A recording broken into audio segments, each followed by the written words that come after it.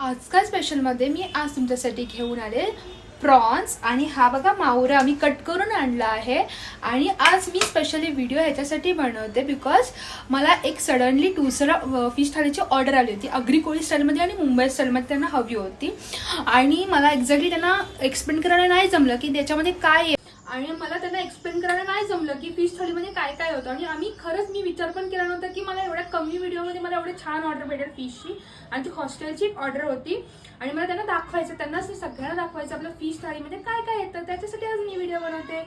आणि हां, ही स्टाईल ना मी आगरी कोळी स्टाईलमध्ये आपल्या मुंबई स्टाईलमध्ये तडका स्टाईलमध्ये प्रॉन्स बनवणार आहे आणि हा मावरा पण.